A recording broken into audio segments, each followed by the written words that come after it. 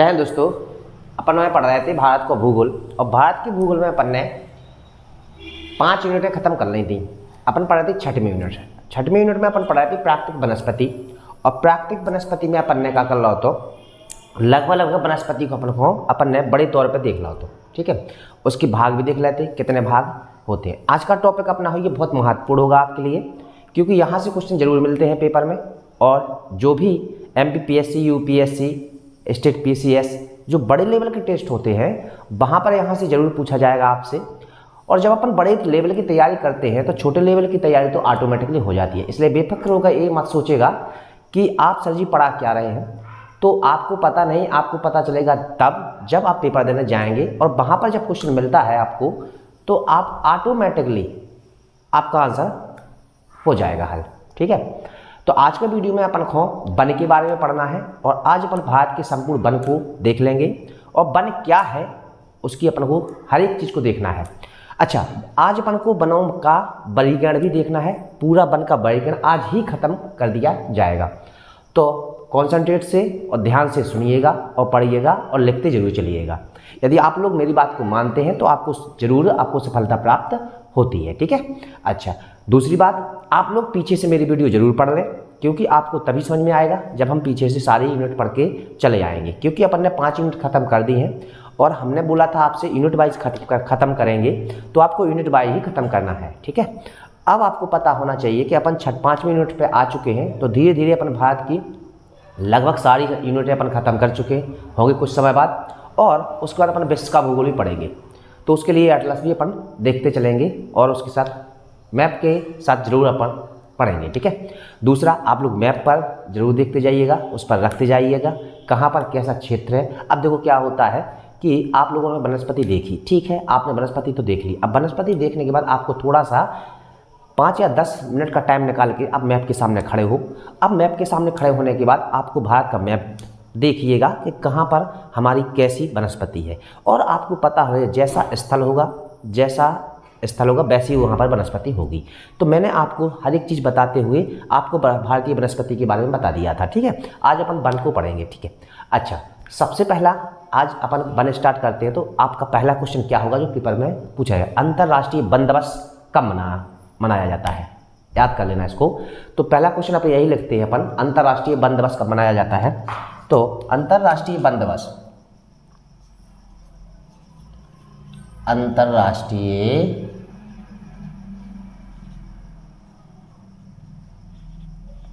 One दिवस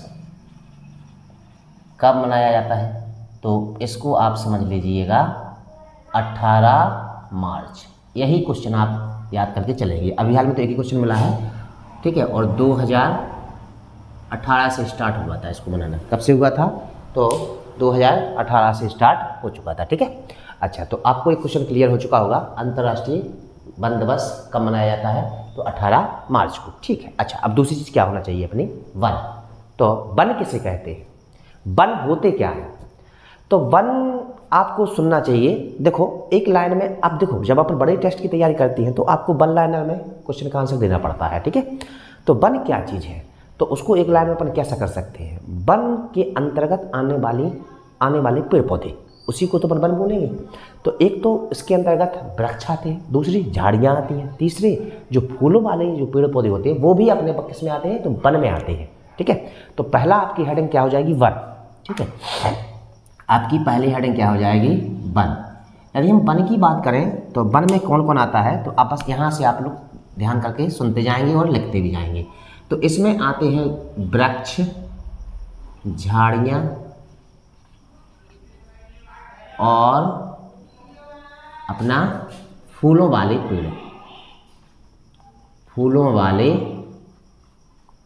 पेड़ आते हैं। ठीक है, तो वन अब समझ में आ गया होगा कि वन के अंतर्गत ओनली वृक्ष नहीं आते हैं, वन के अंतर्गत वृक्ष भी आती हैं, झाड़ियाँ भी आते हैं, फूलों वाली जो अपनी पेड़ पौधे होते हैं वो भी अपने किसके अंतर्गत आते हैं, वन आते हैं। अच्छा, तो अब माइंड में एक क्वेश्चन बनेगा, तो सर जी बाघ क्या कहलाता है, बाघ क्या कहलाता है? तो आपको अब सटीक एक ही परिभाषा है उसकी, बाघ की। बाघ कहलाता है, बाघ में क्या करते हैं, अपन पेड़ों को लगाते हैं। अच्छा, तो कौन सी पेड़ लगाते हैं? तो आपको पता होना चाहिए कि जो अपन पेड़ लगाते हैं तो फलों के उद्देश्य से यानी अपन की पूर्ति हो उन पेड़ों को अपन लगाते हैं किसमें? बाग में। और वहीं पर अपना टहलना घूमना हो जाता है और वहीं पर अपन क्या करते हैं? फलों को वृक्षों को लगा लेते हैं। तो फलों वाले वृक्षों को एक निश्चित स्थान पर लगाते हैं, उसको अपन क्या बोलते हैं? तो बाग बोलते हैं। उसको क्या बोलते हैं? बाग बोलते हैं। तो आपका दूसरी हेडिंग क्या हो जाएगी? बाग, जिसको अपन बगीचा भी बोलते हैं। ठीक है, तो बगीचा किसे बोला जाता है? तो फलों वाले वृक्षों को लगाना, फलों वाले वृक्षों को लगाना। ठीक है, एक विशेष स्थान पर, उसे अपन क्या बोलते हैं? तो बाग बोलते हैं। उसे क्या बोलते हैं? बाग बोलते हैं। अच्छा, तो अपन ने वन देख लिया, बाग देख लिया। अब तीसरा क्वेश्चन क्या बनेगा आपकी माइंड में? उपवन किसे बोलते हैं? किसको उपवन किसे बोलेंगे? तो अब आपको यहां पर समझना है कि बागों से छोटे, थोड़े से खुले। कैसे? थोड़ा सा खुला। देखो, बाग में तो अपन क्या करते हैं? उसको चारों तरफ से घेर देते हैं और उसकी सेफ्टी कर लेते हैं। लेकिन आपको पता होना चाहिए जो अपना उपवन होगा वो क्या कहलाएगा? तो बागों से थोड़े छोटे और खुले हुए वृक्षों के समूह को उपवन बोला जाता है। तीसरा समझ में आ गया ना? तो तीसरी हेडिंग क्या हो जाएगी आपकी? उपवन। तीसरी हेडिंग हो जाएगी आपकी उपवन। अच्छा, यदि हम उपवन की बात करते हैं तो यह क्या कहलाता है? तो बागों से थोड़े छोटे। अब आप लोग ये मत सोचना कि बाग तो छोटा सा भी हो जाता है। तो बाग जब फलों वाले पेड़ लगाते हैं तो बहुत बड़े मैदानों में लगाए जाते हैं, बहुत ज़्यादा। अब छोटे में तो अपने यूज के अनुसार लगाते हैं कि नहीं लगाते हैं? तो बड़े बड़े बाग जहाँ पर बड़े स्तर पर बागवानी की जाती है तो बहुत बड़े बड़े क्षेत्रों पर लगाए जाते हैं, इतना याद रखना। तो बागों से थोड़े छोटे क्षेत्र में, छोटे खुले क्षेत्र को, किसको? खुले क्षेत्र को, खुले क्षेत्र को क्या कहते हैं अपन? उपवन कहते हैं। क्या कहते हैं अपन? उपवन कहते हैं। ठीक है, अच्छा, इतनी बात तो आपको समझ में। देखो, वन अपन ने देख लिया, बाग अपन ने देख लिया और उपवन देख लिया। ठीक है, चौथा क्वेश्चन क्या हो जाएगा? वन हमारा काम क्या करते हैं? वनों का काम क्या होता है? तो आपको पता होना चाहिए वन हमारे लिए जो अपनी वायु है उसको शुद्ध करते हैं, हमारे वायु प्रदूषण को रोकते हैं और मिट्टी के कटाव को भी क्या करते हैं? रोकते हैं। तो वनों का मुख्य कार्य जो कि वो अपने नियम से काम करते हैं, तो वो क्या करते हैं? प्रदूषण को, वायु प्रदूषण को रोकते हैं और मिट्टी के कटाव को रोकते हैं। मिट्टी को क्या करते हैं? पकड़े रहते हैं। तो उनका कार्य क्या है? तो ये दो कार्य आप देख लेंगे। ठीक है, तो उनका कार्य, वनों का कार्य क्या हो जाएगा? तो आपको वनों का कार्य में क्या करेंगे? यह है, क्या करते हैं? वायु प्रदूषण को रोकते हैं। किसको रोकते हैं? वायु प्रदूषण को रोकते हैं और मिट्टी कटाव को क्या करते हैं? रोकते हैं। ठीक है, ये हो गए हैं अपने 4 इंपोर्टेंट क्वेश्चन। अब यहाँ से अपन आगे बढ़ेंगे। तो अपन ने 4 क्वेश्चन देख लिए हैं। पहला क्वेश्चन अपना था वन, तो वन के अंतर्गत आने वाले वृक्ष, झाड़ियाँ एवं फूलों वाले वृक्ष सब कुछ आता है। इसके बाद अपन ने बाग देखा था। तो बागों में आपने देखा था कि फलों वाले वृक्षों को लगाने, एक स्थान पर लगाने को अपन बाग कहते हैं। और उपवन की बात की जाए तो एक क्वेश्चन ध्यान रख लेना कि बाग से थोड़ा छोटा खुला हुआ मैदान होता है, उसे अपन उपवन बोलते हैं। और अपना चौथा क्वेश्चन क्या हो जाता है? वन क्या करते हैं? वायु प्रदूषण को कम करते हैं और मिट्टी के कटाव को क्या करते हैं? रोकते हैं। अब यहाँ से अपन आ जाएंगे कहाँ पर? वनों का वर्गीकरण। अगली हेडिंग हो जाएगी आपकी वनों की वर्गीकरण। अच्छा, यदि हम वनों की वर्गीकरण की हेडिंग डालने के बाद देखते हैं तो आपको पता होना चाहिए जो वनों का वर्गीकरण है वो कितने प्रकार से है। वनों का वर्गीकरण अब यहाँ पर आपको समझना है यहाँ पर। ठीक है, अच्छा, वनों का जो वर्गीकरण है यह कितने प्रकार से होता है। ठीक है, अच्छा, यदि हम वनों की वर्गीकरण की बात करते हैं तो इसको बांटा गया है 6 भागों में। कितने भागों में बांटा गया है? यानी 6 तरीके से वनों का वर्गीकरण किया गया है। कितने तरीकों से किया गया है? 6 तरीके से। तो आज अपन को वनों का जो पूरा वर्गीकरण है उसके जो 6 तरीके हैं उसके अंतर्गत आने वाले सारे वनों को अपन को पढ़ना है।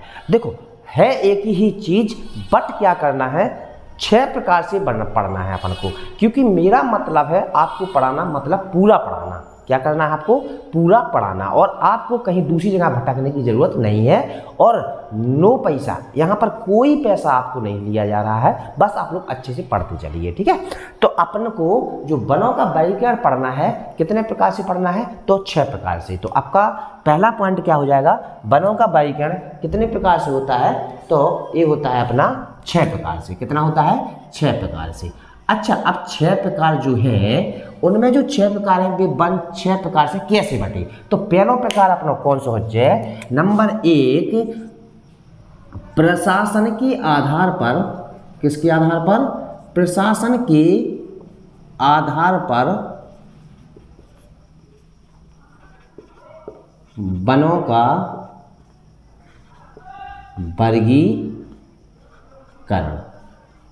ठीक है, अब प्रशासन के आधार पर वनों का वर्गीकरण का मतलब क्या है, मतलब है अपनी जो भारत सरकार है उसने वनों को कितने प्रकार से बांटा है, यानी भारत की भूमि पर पाए जाने वाले पौधे, पाए जाने वाले वृक्ष, पाई जाने वाली वनस्पति को भारत सरकार कितने तरीके से उसको सेव किए हुए है या उसको अपने हाथ में लिए हुए है पूरा। देखो 6 प्रकार में अपन को पूरा पढ़ना है, बट आपको थोड़ा समझ के पढ़ना है। तो प्रशासन के आधार पर वनों का वर्गीकरण जो हुआ है वो हुआ है 3 प्रकार से। कितने प्रकार से हुआ है, 3 प्रकार से। तो आपको पता होना चाहिए कितने प्रकार से हुआ, 3 प्रकार से, जिसमें से आपका पहली हेडिंग हो जाती है अपना आरक्षित वन।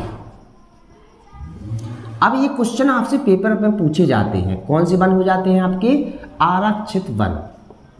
अच्छा, आरक्षित वन कौन से कहलाते हैं, अब यहाँ पर आपको समझना है। आपको आरक्षित वन का मतलब होता है सीधे सीधे सरकार की कंट्रोल में रहने वाले पौधे। बात समझ में आ गई, यानी वे वन जो सीधे सीधे सरकार के कंट्रोल में रहते हैं, और इन वनों में ना तो आप किसी को मवेशियों को चरा सकते हैं यानी जानवर को चरा सकते हैं, और ना ही इसकी लकड़ी काट सकते हैं। तो वे वाले वन जिनको आरक्षित वन यानी कि जो सरकार के पूरे कंट्रोल में रहते हैं, उनको अपन कौन सा वन बोलते हैं, आरक्षित वन बोलते हैं। ठीक है, अच्छा रटना कोई भी नहीं, बस आप लोग समझना और सीखना। ठीक, अच्छा, आप बहुत अच्छे स्टूडेंट हैं, आप पढ़ने वाले स्टूडेंट हैं, और पढ़ते चलिए मेरे साथ में। आपको हर एक डाउट, आपका कोई भी डाउट हो आप कमेंट बॉक्स में रख दीजिए, आपको क्लियर कर दिया जाएगा। और हाँ, पूरा तो बोल नहीं पाते हैं, क्योंकि पूरा बोलेंगे तो आपकी क्लास बहुत लंबी जा सकती है, इसलिए हम उतना ही सिलेक्टेड बताने की कोशिश करते हैं जो आपको पेपर के अनुसार बताएंगे, फिर भी हम पूरा ही बताते हैं। ठीक है, कोशिश हमारी पूरे की ही रहती है। तो आरक्षित वन आपको समझ में आ गया होगा कि इस पर पूरी भारत सरकार का क्या होती है, कंट्रोलिंग होती है। किसकी होती है, भारत सरकार की। तो पहला पॉइंट, अब इसमें अपन पॉइंट के रूप में देखते चलेंगे। ठीक है, अच्छा, ये सरकार की प्रत्यक्ष देखरेख में होते हैं। देखो पहला पॉइंट क्या हो जाएगा, पहला पॉइंट हो जाएगा ए सरकार की प्रत्यक्ष देखरेख में रहते हैं, यानी जो वन होते हैं वे कैसे होते हैं, ये सरकार की प्रत्यक्ष देखरेख में होते हैं। चलो मेरी बात समझ में आ गई है। अब दूसरी बात कौन सी याद करके चलना है, तो दूसरी बात आपको याद करके चलना है, जो ये वन है अपने आरक्षित, इसमें इन वनों में यानी इसमें मवेशियों को चराना, किसको, मवेशियों को चराना तथा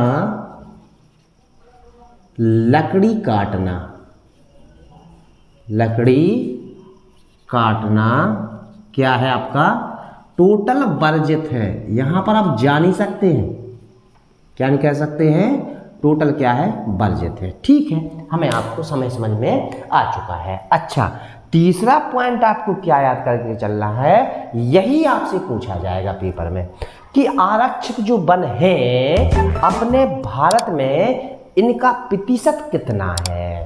कितना है?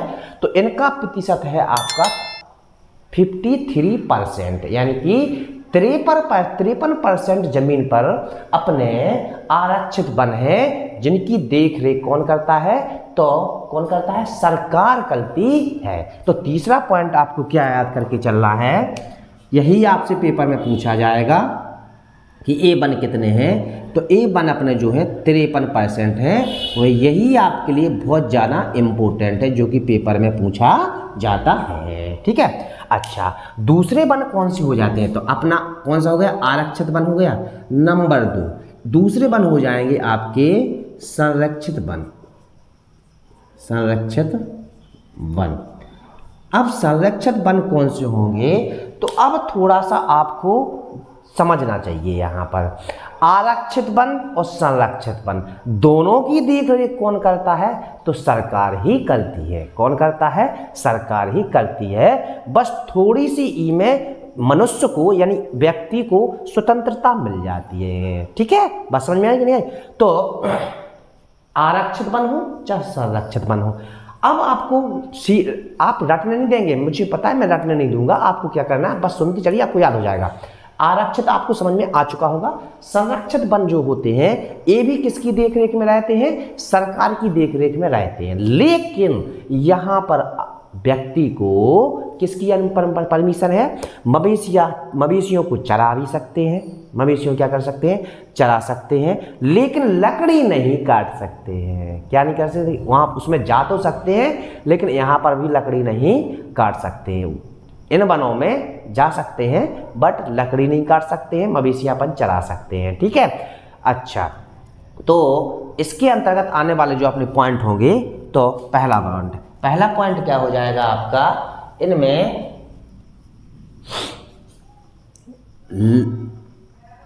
पहला पॉइंट हो जाएगा मवेशियों को नहीं, पहला पॉइंट हो जाएगा ए सरकार की देख रेख में होते हैं। ये तो क्लियर हो गया आपका। ठीक है। अच्छा, इसमें लकड़ी तथा मवेशियों को चरा सकते हैं, यानी लकड़ी को काटना नहीं, यानी जो मिल जाएगी वहां पर उसको ऊपर उठा सकते हैं बट काट नहीं सकते हैं। क्या कर सकते हैं? दूसरा पॉइंट आपका, इसमें मवेशियों को चरा सकते हैं, लेकिन लकड़ी काट नहीं सकते हैं। लकड़ी काट नहीं सकते हैं। ठीक है, क्या नहीं कर सकते? लकड़ी काट नहीं सकते हैं। संरक्षित वन में कौन से हो जाता है अपना कि इसमें ये सरकार की देखरेख में होते हैं और मवेशियों को चरा तो सकते हैं, लकड़ियां काट नहीं सकते। और दूसरा, अगर आप वहाँ पर जा रहे हैं तो इसमें जो वन होते हैं इसमें आप किसी भी प्रकार की हानि नहीं पहुँचा सकते हैं। अब इन वनों की जो परसेंटेज है वह कितने परसेंट है? तो अपने भारत में जो संरक्षित वन है वो है आपके 29%। कितने हैं? यानी 29% क्षेत्र में अपने कौन से हैं? तो संरक्षित वन है। तो तीसरा पॉइंट आपको क्या याद करके चल रहे हैं? इसमें कितने परसेंट? 29% वन, 29%। यही आपके लिए इम्पोर्टेंट है जो पेपर में पूछा जाता है कि कितने परसेंट वन है जो अपने संरक्षित वन है जो भारत में है? तो 29%। ठीक है। अच्छा, तीसरी हेडिंग हो जाएगी आपकी सी, अवर्गीकृत वन। अवर्गीकृत वन। ठीक है। अच्छा, अवर्गीकृत जो वन होते हैं अपने, ये अपने कैसे हैं? इनमें लकड़ी भी काट सकते हैं और मवेशियां भी चरा सकते हैं। लकड़ी भी काट सकते हैं और क्या कर सकते हैं? मवेशियों को भी चरा सकते हैं। ठीक है। और यदि पूछा जाए ये वन अपने भारत में कितने परसेंट के हिस्से पे है, तो ये अपने वन जो है अपने ये 18% पे है। कितने हैं? दूसरा पॉइंट क्या याद करके चलना है? ये अपने 18% वन किसके हैं? तो अवर्गीकृत वन के हैं। ठीक है, अब बात समझ में आई कि नहीं? अच्छा, तो अब इसके अंतर्गत कौन सी हमने अब थोड़ी अपनी भाषा में समझा रहे हैं हम आपको। आरक्षित वन सरकार की देखरेख, संरक्षित वन सरकार की देखरेख, अवर्गीकृत वन वे जे वन है अपनो कुआ, अपने कुआ की पाछे को पाए है ऊपर स्थित वन। अपन नहीं करना जो हमारे पेड़ आए नहीं काट सकते रखो। अब बात समझ में आई? तो वे हैं अपने अवर्गीकृत वन। ठीक है, तो उतने अपन लकड़ी भी काट सकते हो, बमेसिया भी चला सकते हो। अब उनको परसेंटेज कितने के भूमि पर? तो 18%। किसकी? भारत भूमि पर कितने हैं? तो 18% में स्थित है। ठीक है, अब आज अपन ने प्रशासन के आधार पर 3 प्रकार के देख ले। ठीक, समझ में आ गई? दूसरी हेडिंग का हो जाने संविधान के अनुसार वर्गों का वर्गीकरण। अब संविधान के अनुसार भी बांटोगा, तो अपनी दूसरी हेडिंग का हो जाएगी संविधान के अनुसार वनों का वर्गीकरण। ठीक है, अच्छा, संविधान के अनुसार वनों का वर्गीकरण। ठीक, अच्छा, ये अपने होते हैं जो संविधान के अनुसार वन होते हैं, उनका वर्गीकरण होता है। ये भी अपना कितने प्रकार का होता है? तो 3 प्रकार का होता है। कितने प्रकार का होता है? 3 प्रकार का। ठीक है, तो ये भी अपने कितने होते हैं? 3 प्रकार की। चलो ठीक है, हमें ये भी समझ में आ गया कितने हैं? 3 की है। अब एक है कौन कौन? तो पहला आपका राज्य वन, दूसरा आपका वाणिज्यिक वन और तीसरा आपका निजी वन। कौन कौन हो गए अपने? तो पहला हो जाएगा आपका कौन सा? तो राज्य वन। तो हेडिंग डाल लेते हैं अपन राज्य वन। पहली हेडिंग क्या हो जाएगी आपकी? राज्य वन। चलो, राज्य वन जो होते हैं, अब इन्हें आपको समझते हुए चलना है। ठीक है, अच्छा, यदि हम राज्य वनों की बात करते हैं तो एक किसके हाथ में रहता है? के हाथ में रहता है। तो आपको पता होना चाहिए अपने भारत में 28 टोटल राज्य हैं, मैं केंद्र शासित प्रदेश के। तो आपको पता होना चाहिए प्रत्येक राज्य के पास अपना खुद का वन क्षेत्र है। क्या है? आपका खुद का वन क्षेत्र है। तो संविधान में बोला गया है कि जो राज्य वन है उनका प्रत्येक राज्य अपने अपने वनों को संरक्षण में रखे। तो इसमें कौन करता है वनों की सेफ्टी? राज्य सरकार तथा केंद्र सरकार। कौन करता है? राज्य सरकार तथा केंद्र सरकार। और संविधान के अनुसार ये वन जो है राज्य वन, ये अपने सबसे ज्यादा वन है जो कि 94% है। कितने परसेंट है? तो 94%। तो 2 ही पॉइंट याद करके अपन को चल रहे हैं। ठीक है, तो राज्य वन की देखरेख में रहता है अपने, तो राज्य तथा किसकी देखरेख में रहना है अपन को? तो इन वनों को राज्य तथा केंद्र सरकार के हाथों में देखरेख होती है। ठीक है, देखरेख होती है। अच्छा, दूसरा पॉइंट क्या याद करके चलना है इसमें? दूसरा पॉइंट कि ये वन जो होते हैं ये है 94% भूमि पर कौन से बने? अपने राज्य बने हैं। ठीक है, अब आ जाते हैं दूसरी हेडिंग पर। यदि हम दूसरी हेडिंग की बात करते हैं तो दूसरी हो जाएगी आपकी वाणिज्यिक वन। कौन से बने अपने? तो दूसरे हो जाएंगे अपने वाणिज्यिक वन। ठीक है, अच्छा, वाणिज्यिक वन की देख में रख तो ये अपनी नगर निगम, नगर पालिका जो शहरी क्षेत्र होते हैं वहाँ पर पाए जाने वाले नगर निगम हो गए, नगर पालिका हो गई, नगर पंचायत हो गई, ग्राम पंचायत हो गई, इनके अंतर्गत आने वाले वन होते हैं। कितने कौन से वन होते हैं? यानी इनकी से देख रेख में रहने वाले वन होते हैं। तो पहला पॉइंट आप क्या याद करेंगे? इसकी सेफ्टी करता कौन है? तो इसकी सेफ्टी नगर निगम,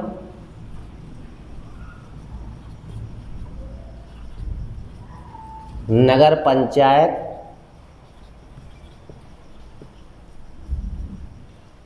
नगर पालिका तथा ग्राम पंचायत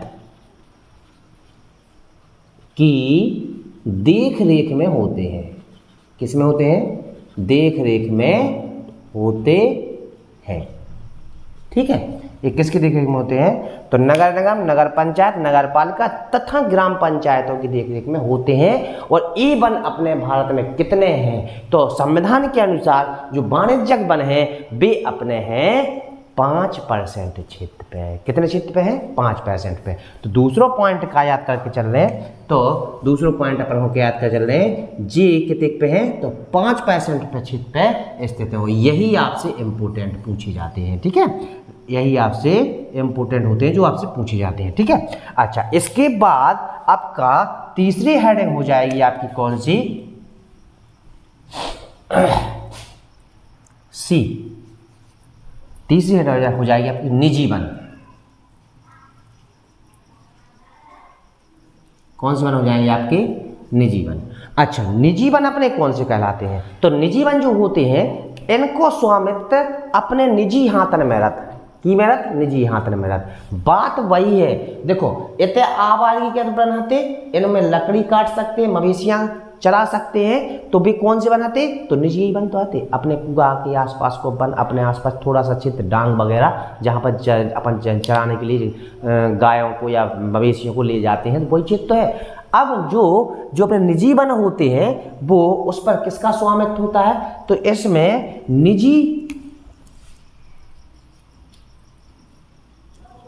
निजी हाथों का स्वामित्व होता है। इन वनों में किसका होता है? तो निजी हाथों का स्वामित्व होता है। और ये वन कितने % हैं? तो संविधान के अनुसार ये वन है जो वे अपने हैं 1%। तो 200 पॉइंट का याद करके चल रहे हैं, 1% क्षेत्र पर है जो कि आपके लिए इम्पोर्टेंट बन जाते हैं। तो पहला पॉइंट आपको कहा होगा अपनो, निजी वन में निजी हाथों का स्वामित्व होता है, यानी कि अपन खुद के उसके स्वयं के रखवाले होते हैं। और इन वनों की संख्या कितनी होती है? तो इन वनों की संख्या है अपने यहाँ 1% क्षेत्र पर ही अपने पाए जाते हैं। अब अपन आ जाने तो अंग्लो वन हो जाए अपनो जो व्यापारिक वन के अनुसार, यानी कि अंग्लो का हो जाए व्यापारिक आधार पर वन। तो आपकी क्या हेडिंग हुई अपनी? 2 हो गई। तो तीसरी, तो व्यापारिक आधार पर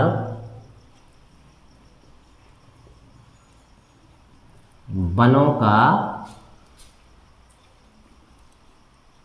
वर्गीकरण, ठीक है। अच्छा, व्यापार का मतलब क्या है? पहले देखो समझ लो अपन। व्यापार को मतलब है ऐसे वन जी में अपन को व्यापार करने की दृष्टि से आवो जावो होवे, तो वे अपने व्यापारिक वन होंगे कि ना। तो ये वन जो है अपने क्या प्रकार के हैं? तो जी वन है अपने 2 प्रकार के। क्या प्रकार के हैं? तो 2 प्रकार के। यदि 2 प्रकार के वन है तो जी कौन कौन से हैं? तो नंबर 1 हेडिंग डालने अपन को और बा करने अपन को ए पे विपन्न। कौन सी वन है? विपन्न वन। अच्छा, तो अगर विपन्न वन की बात की जाए तो ये वन अपने कौन से कहलाते हैं? यदि हम विपन्न वन की बात करते हैं तो ये हमारे भारत में पाए जाने वाले वे वन हैं जो व्यापार की दृष्टि से आवागमन के लिए जाने जाते हैं, यानी इसमें आवागमन सहज हो, उन्हें अपन विपन्न वन बोलते हैं। उन्हें कौन सा वन बोलते हैं? तो विपन्न वन बोलते हैं। तो अपने विपन्न वन इसमें क्या होगा? तो अपन को क्या लिखना है इसमें? जिन वनों में आवागमन कैसा हो? आसान हो। कैसा हो? आसान हो। उन्हें अपन कौन से? विपन्न वन बोलते हैं। कौन सा वन बोलते हैं? तो विपन्न वन बोलते हैं, ठीक है। अच्छा, दूसरा पॉइंट का याद करके चल रहे हैं। तो दूसरा पॉइंट आपको याद करने चल रहे हैं कि जो वन है जी कितने % पे हैं? तो दूसरा पॉइंट ये अपने 82% क्षेत्र पर स्थित वन है। कितने % पे है? 82% वन पर क्षेत्र पर स्थित वन है, ठीक है। अच्छा, दूसरी हेडिंग क्या याद करना है अभी मैं अपन को? दूसरी हो जाए अपनी अविपन्न वन। अविपन्न वन। तो जी अपने कौन से हैं, आविपन्न वन। यदि हम आविपन्न वन की बात करते हैं तो एक कैसे वन है, आवागमन नहीं होचे। तो अब तुम्हारे दिमाग में लगा कि आवागमन के लाने ऐसा कौन सा क्षेत्र तो जितने अपन को व्यापार नहीं कर सकते, तो अपन को रटने रंजन जो ध्यान दइयो, तो आवागमन पर कितने नहीं जा सकते, कौन सी वन है ऐसे, तो यार वे वन है जो ऊंचाई पर स्थित वन है। कौन सी वन है, जो ऊंचाई पर स्थित वन है, जैसे कि पहाड़ियों पे है। तो उतने थोड़ी ना अपन व्यापार कराने जा रहे हैं, वन मोहन जा रहे हैं व्यापार कर रहे हैं, बात समझ में आ रही कि नहीं। तो आविपन्न वन जो ऊंचाई पर स्थित वन होते हैं उन्हें अपन आविपन्न वन बोलते हैं। आविपन्न उनमें आवागमन क्या होता है, आना जाना संभव नहीं हो सकता है, उन्हें अपन आविपन्न होता है। ठीक है, ऐसे तो जा सकते हैं, बस व्यापार की दृष्टि से ऊंचाई पर वाहन का ले जाना या ना ले जाना कैसे संभव हो सकता है, तो आविपन्न वन। तो आविपन्न वन कौन से होंगे अपने, ऊंचाई पर स्थित वन। कौन से, ऊंचाई पर स्थित वन। ठीक है, जिनमें आवागमन नहीं हो सकता है, नहीं हो सकता है, उनको अपन क्या बोलते हैं, आविपन्न वन बोलते हैं। सब थोड़ा ध्यान देते चलना, जो व्यापार के आधार पर विपन्न और आविपन्न, कौन सा है, विपन्न। अच्छा दूसरा पॉइंट, इनकी कितनी परसेंट अपने थे, जो भारत है इतने अपन कहते कितने परसेंट क्षेत्र में पाए जाए, तो जी देखो 82 में 100 में से 82 घटा दो तो कितने बचे अपने पास में, 18%। तो कितने हैं, 18% क्षेत्र पे अपने ये वन है, कौन से, आविपन्न। देखो बात वही है, हम आपको फिर से बोलेंगे, बिल्कुल कंफ्यूज मत होना।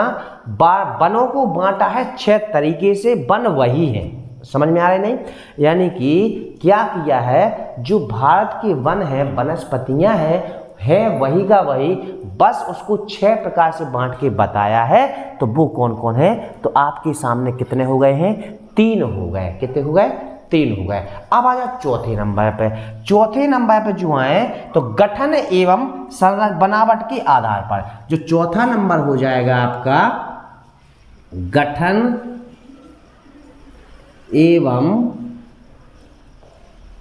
बनावट के आधार पर। ठीक है, अच्छा गठन एवं बनावट के आधार पर यदि हम वनों को देखते हैं तो हमें तो ऐसा लगा कि आपने तो 2 प्रकार के वन पाया जाते। कितने प्रकार के पाया जाते, 2 प्रकार। कौन से पाए जाते, तो 2 प्रकार में तो ऐसा हो जैसा जी कि एक तो अपने ठंडे ऊंचाई वाले क्षेत्र है, हिमालय पर्वत वाले, और एक तो अपने नीचे वाले सभी दक्षिण प्रादि के भाग में पूरे वन है, बेवा पूरे वन। तो हाउ तो यही तो 2 है। कौन से हैं, यही 2 है, बस शामिल कर दो इनमें, एक ही में कर दो सबको शामिल। एक में ऊपर वाला क्षेत्र लिख दो, एक में अपन ने उनने का कर दो शामिल करके दे दो। तो जो बनावट की गठन में बनावट के आधार पर बताओ जाए तो 2 प्रकार के पढ़, एक तो शंकुधारी पेड़ पड़े अपन ने, और एक अपने नए चेताए कैसे पढ़े अपन ने, झाड़ीनुमा और तनेनुमा, मतलब पतझड़ बन पड़े कि नहीं पड़े। तो यही तो 2 प्रकार हैं। तो नंबर 1 जो गठन एवं बनावट के आधार पर वन है वो अपने हैं 2 प्रकार के। कितने प्रकार के हैं, तो वो है अपने 2 प्रकार के। ठीक है, तो नंबर 1 अपना कौन सा हो जाएगा, नंबर 1 ए, तो अपना हो जाएगा शंकुधारी वन। कौन सा हो जाएगा, शंकुधारी वन। ठीक है, अच्छा शंकुधारी वन की बात करें तो ये कैसे वन है, अपने शीतोष्ण वन है। कैसे है, शीतोष्ण वन है, जो कि कहाँ पर, ऊंचाई पर पाए जाने वाले वन है। कैसे हैं, ऊंचाई पर पाए जाने वाले हैं जो वन है। ठीक है, वन है जो अब कितने % में पाए जाए, तो दूसरा पॉइंट का याद करके चल रहे हैं, ये हमारी जो वन है गठन के आधार पर ये 6.5% हिस्से पे पाए जाते हैं। ठीक है, अच्छा और दूसरी हेडिंग कौन सी याद करके चल रहे हैं अपन को, चौड़ी पत्ती वाले वन। चौड़ी पत्ती वाले वन। ठीक है, दूसरी हेडिंग का है चौड़ी पत्ती वाले वन। यदि हम चौड़ी पत्ती वाले वन की बात करते हैं तो इसमें कौन से आ जाएंगे, पतझड़ वन भी आ जाएंगे और शीतोष्ण वन भी आ जाएंगे, क्योंकि ठंड तो सभी जगह है, तो सभी यहाँ है तो ठंडने की टाइम पर ठंड होती है। जैसे एक ही जगह ऊंचाई है का हिमालय पर्वत पर, नहीं ना, ऊंचाई तो अपने भारत में बहुत सारी कई जगह पे है, बड़ी बड़ी ऊंची चोटियाँ हैं, तो ए बे वाली, तो उनने दो इंजनों को मिक्स करके रख दो कि शंकुधारी वन तो बे को जो हिमालय पर्वत की ऊंचाई पर पाए जाने वाली जो अधिक ऊंचाई पर वन होते हैं उन्हें पर शंकुधारी वन कहते हैं। अब ऐसा थोड़ी ना है कि शंकुधारी पेड़ पाने तो पाए तो जाने ऊंचाई पे, लेकिन बर्फीला क्षेत्र भी तो चाहे वहाँ की लकड़ी हल्की भी होती है, ये भी तो पता होना चाहिए। वहाँ की लकड़ी कैसी होती है, हल्की होती है। शंकुधारी पर वन कहते हुए ऊंचाई पर, तो शंकुधारी वन तो अपने हिमालय पर्वत पर ज़्यादातर पाया जाता कि नहीं पाया जाता, तो शंकुधारी वन कहते हैं अपने तो पर्वत पर। एक बार दौर ने शंकुधारी वन, दूसरा बार दौर ने चौड़ी पत्ती वाले वन। अब चौड़ी पत्ती वाला जो वन है इसके अंतर्गत उष्ण कटिबंधीय, कौन से अपने उष्ण कटिबंधीय, कौन से अपने उष्ण कटिबंधीय तथा शीतोष्ण समशीतोष्ण मान लो चाहे उसको, समशीतोष्ण वन पाए जाते हैं। ठीक है, यदि हम इनकी बात करें तो इनका परसेंट कितना है, तो इनका परसेंट है अपना 94%। 200 पॉइंट का याद करके चल रहे हैं। यह कितने क्षेत्रफल पे है, तो ये 94% क्षेत्रफल पे है। देखो दो ही मारता है हमने कि नहीं, 94 6 के 50 तना कम बड़ हो जे, समझ में आ रही कि नहीं यार। तो जी अपने 94% पे, जी अपने 6.5 यानी कि 6% क्षेत्रफल है। कौन से अपने बेटा, तो शंकुधारी वन अपने 6% है, 6.5%, और चौड़ी पत्ती वाले जो है उसी के अंतर्गत आने वाले उष्णकटिबंधीय तथा शीतोष्ण वन आते हैं। बात बराबर है, 94 6 100 18 82 100 दो ऐसी इसी तरह उसका सभी का 100 में आएगा आपका आंकड़ा। बस आपको बस थोड़ा सा याद करके चलना है कि वन कैसे कैसे है। बस केवल टाइप ही तो है, 6 टाइप तो है, कौन ज़्यादा कछुआ है तो सरल ही, कठिन कछु है नहीं है। बस तनक सोपन को समझ के पढ़ने हैं। कैसे पढ़ने हैं, समझ के पढ़े हैं तो आपको याद बन हो रहे हैं। बात समझ में आ रही कि नहीं, तो अपन को समझ के पढ़ने हैं बस, और कछु नहीं करने हैं। ठीक है, अच्छा तीसरी हेडिंग चौथी हेडिंग हो गई। अब आ जाए अपन 5वीं हेडिंग पर। यदि 5वीं हेडिंग की बात करें तो वह हो जाए उपयोगिता की आधार पर। अब उपयोगिता के आधार पर, किसके आधार पर, उपयोगिता के आधार पर वनों का वर्गीकरण। यदि उपयोगिता के आधार के वनों का वर्गीकरण करते हैं तो ये हमारा बांटा गया है 3 भागों में। क्या भागों में बांटा गया है अपना, तो 3 भागों में बांटा गया है। अब वो 3 भाग कौन कौन से हैं, तो एक तो हो जाए अपने नंबर 1 उपयोगी वन। कौन से होंगे अपने, उपयोगी वन। अब उपयोगी वन जिनसे अपन को जीवन चल रहा हो, ठीक है, तो वे उपयोगी वन अपने कितने परसेंट पे हैं, तो वे हैं अपने 58% पे। कितने हैं, 58% पे। दूसरा कौन सा हो जाए आपको, दूसरा हो जाए अपना कौन सा, संभाव वन। दूसरा हो जाए आपको संभाव वन। कौन से हो जाए अपने, संभाव वन। यदि हम संभाव वन की बात करते हैं तो इतना एक पॉइंट रखे याद करके चलियो, ये वे वन है जिनका उपयोग भविष्य में करो जाए। ये वे वन है जिनका उपयोग कहाँ किया जाना है, भविष्य के लिए होगा। किसके लिए होगा, भविष्य के लिए किया जाएगा।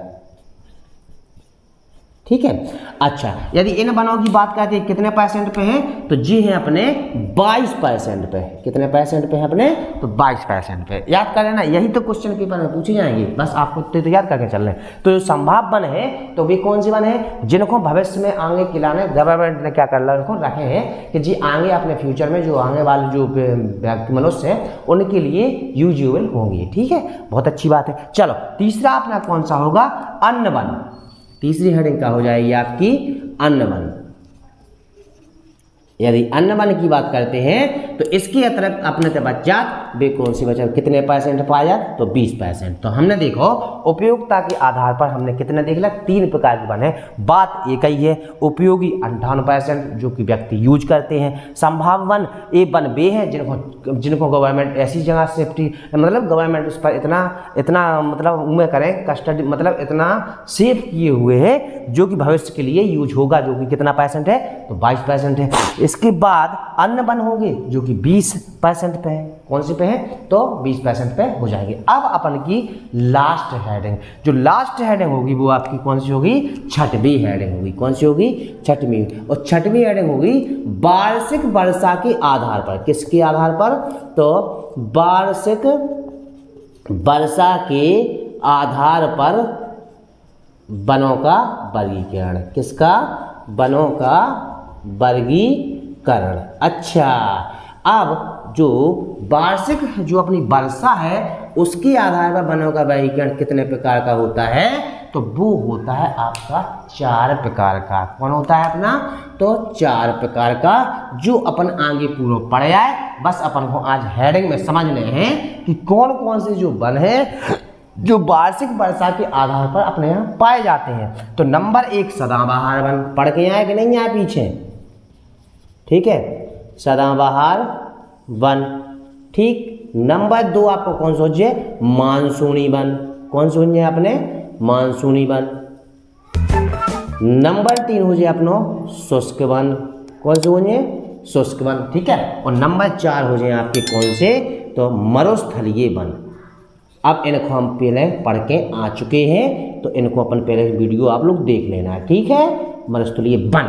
तो आज अपन ने भारत के जो जितने वन हैं उनको अपन ने पूरा पढ़ ला है। एक बार अपन एक रिवीजन कर लो ताकि तुम्हें कहना करने आई को रटने ना आए। ठीक है। तो सबसे पहले हमने क्या देखा था कि जो भारत में जो वन है, वन किसे वन, सबसे पहले तो अपन ने जो देखो तो अंतर्राष्ट्रीय वन दिवस कब मना होगा? तो जो मना होगा 18 मार्च 2018 से। ठीक है। तो कब मना होगा अंतर्राष्ट्रीय वन दिवस? तो आपको याद हो जाना चाहिए 18 मार्च को। एक चीज क्लियर हो गई है। ठीक है। दूसरा, वन किसे बोलते हैं? तो वन के अंतर्गत वृक्ष आएंगे, झाड़ियाँ आएंगी और फूल वाले पौधे सभी कुछ आते हैं, उनको अपन वन बोलते हैं। तीसरा अपन ने बाग देखा था। तो फलों के लिए जो व्यक्ति होते हैं समूह के रूप में लगाते हैं और उनको अपन क्या बोलते हैं? बाग बोलते हैं। इसके बाद उपवन किसे बोलते हैं? उपवन बागों से थोड़े छोटे होते हैं और खुले में रहते हैं, उन्हें अपन क्या बोलते हैं? तो उन्हें अपन बोलते हैं उपवन बोलते हैं। ठीक है। अच्छा, वन काम क्या करते हैं? ये हमारे वायु प्रदूषण को कम करने का काम करते हैं और मिट्टी के कटाव को रोकते हैं। तो अब आपको पता चल गया ना अपने लाइफ फ्यूचर के लिए वन कितने अनिवार्य है। इसलिए प्रत्येक व्यक्ति अपने जीवन में पेड़ों को जरूर लगाएं, ज़्यादा से ज़्यादा लगाएं। हम किसी से ये नहीं बोलेंगे एक लगाएं, नहीं, आप लोग ज़्यादा से ज़्यादा लगाओ। कहीं पर भी लगाओ, अपने कुएं पे लगाओ, किसी धार्मिक स्थान पे लगाओ, रोड के आसपास लगाओ, कहीं पर भी लगाओ, जहाँ सुविधा हो वहाँ पर लगाओ। और एक बात और, लगा के छोड़ ना दीजिए कि हमने तो लगा दो सहजी पेड़ों। ठीक है। हाँ, छोड़ने नहीं, उतने जाके उसकी सेफ्टी करने, उसको चारों तरफ से उसकी बेरवाई करने, जिसको अपन अपने बाड़ों बोलत ना, उसकी बेरवाई करियो। और ऊखों सबसे इम्पोर्टेंट, कम से कम जिस तरह बच्चे की देख रेख माँ करती है ना, उसी तरह आपको उस पेड़ की देख रेख क्या करना चाहिए? कुछ साल यानी 2 या 3 या 4 साल के बाद आप उसको छोड़ देना, आपका ऑटोमेटिकली वो पेड़ बहुत बड़ा हो जाएगा। ठीक है। समझ में आया कि नहीं?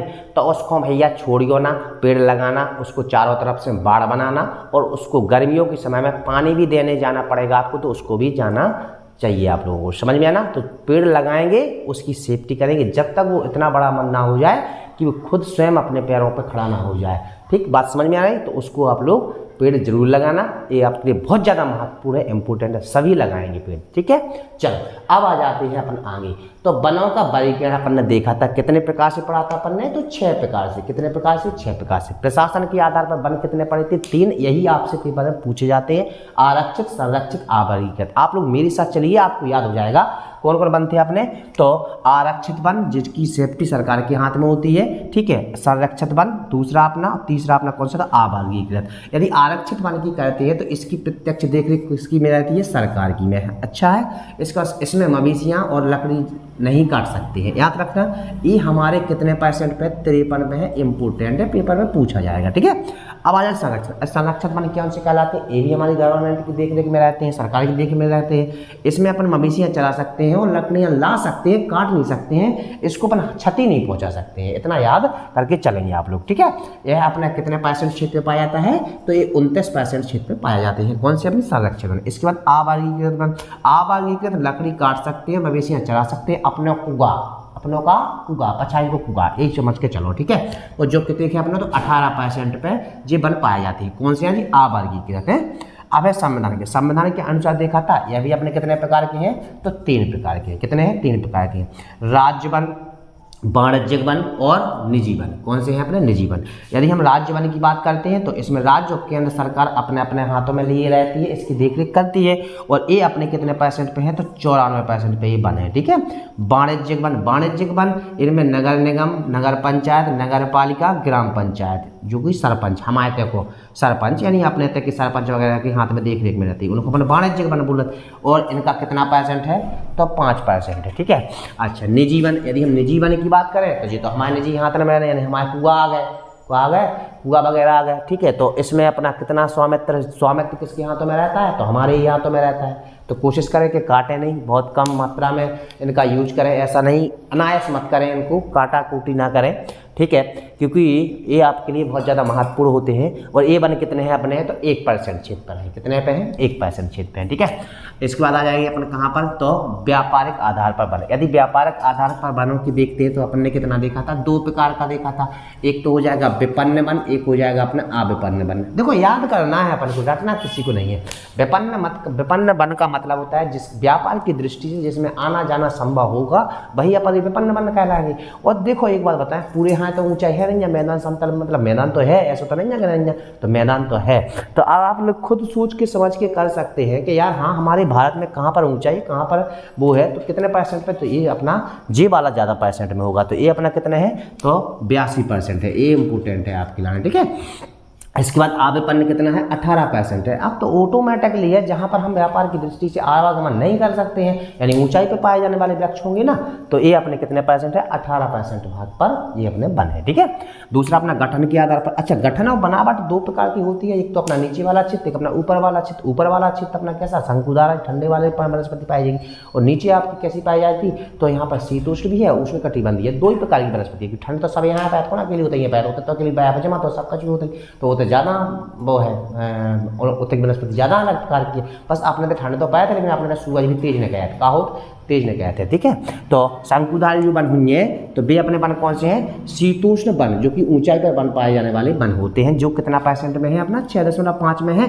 और चौड़ी पत्ती वाले वन यानी नीचे के वन जो अपने हुए, तो उनमें उष्ण कटिबंधीय और शीतोष्ण वन दोनों प्रकार के वन पाए जाते हैं। और ये कितना होता है, तो 94%। कितना होता है, तो 94%। इसके बाद उपयोगिता के आधार का मतलब होता है कि व्यक्ति के द्वारा उपयोग किए जाने वाले वन, तो वो वन कैसे है, तो आपको पता होना चाहिए। उपयोगिता के आधार पर वन उपयोग वन हो जाएंगे, दूसरा संभव वन हो जाएंगे, तीसरा आपका अन्न वन हो जाएंगे। जो अपना उपयोग वन होगा वो अपना कितना % है भारत में, तो 58% है। कितना है अपना, तो 58% है। और संभव वन जो होगा आपने देख लिया है, इसमें हमने बता दिया था, ये भविष्य वाले वन कहलाते हैं। इनको संभव वन का मतलब भविष्य में वन है, इनका % कितना है, तो अपना 22% है। इसके बाद आपका क्या होगा, अन्न वन।